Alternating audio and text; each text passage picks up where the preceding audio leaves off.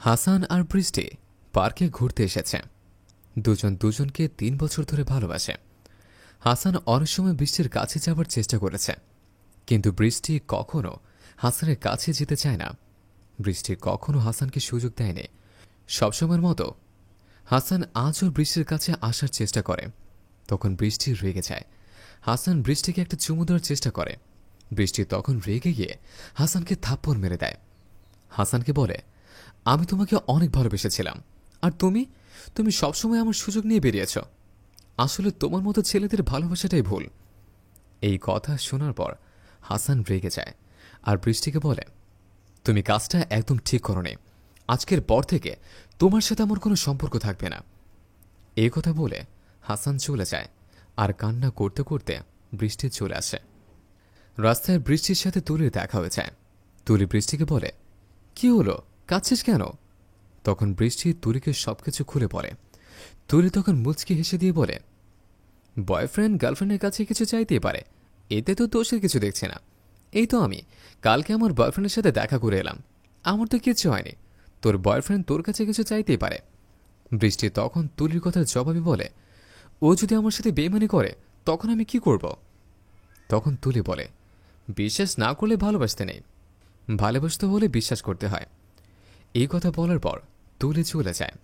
তুলি যাবার পর বৃষ্টি ভাবতে থাকে, আমি যদি হাসানকে হারিয়ে ফেলি আমি তো মরে যাব। আমি হাসানের সব কথা মেনে নেব, আর হাসান যা চায় আমি তাই করব। এই কথা ভেবে আবার হাসানের দিকে রওনা হয়। এদিকে বৃষ্টির বাবা বসে আছে। আর ঠিক তখন বৃষ্টির মা এসে বলে, মেয়েটা সকালে বাড়ি থেকে বের হয়েছে, কিন্তু এখন আসেনি। তুমি একটু দেখো তো বৃষ্টি কোথায়। তখন বৃষ্টির বাবা বলে, আমার মেয়ে তো ছোট না, ওর জন্য চিন্তা করতে হবে না। বৃষ্টির মা বলে, তুমি আমার মেয়েকে নিয়ে আসো। তারপর বৃষ্টির বাবা বৃষ্টিকে খোঁজার জন্য বেরিয়ে যায়, আর এদিকে হাসান দাঁড়িয়ে থাকে। আর তখন বৃষ্টি হাসানের কাছে গিয়ে বলে, সরি। হাসান রেগে গিয়ে বৃষ্টিকে ধমক দেয়। বৃষ্টি ভয় পেয়ে হাসানকে জড়িয়ে ধরে। বৃষ্টি হাসানকে বলে, আজকের পর থেকে তুমি যা বলবে আমি তাই শুনব। তখন হাসান খুশি হয়ে যায়। হাসান খুশি হয়ে ওকে ভুলভাল বুঝিয়ে আবার সাথে নিয়ে আসে।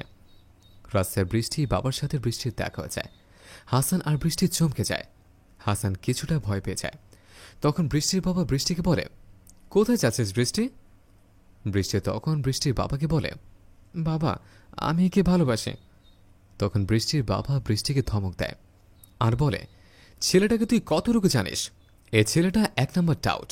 এই কথা শোনার পর বৃষ্টি বাবাকে বলে, বাবা, ও আমার কাছে একটা আবদার করেছে, আমি যদি ওর আবদারটা না রাখি ও আমাকে ছেড়ে চলে যাবে।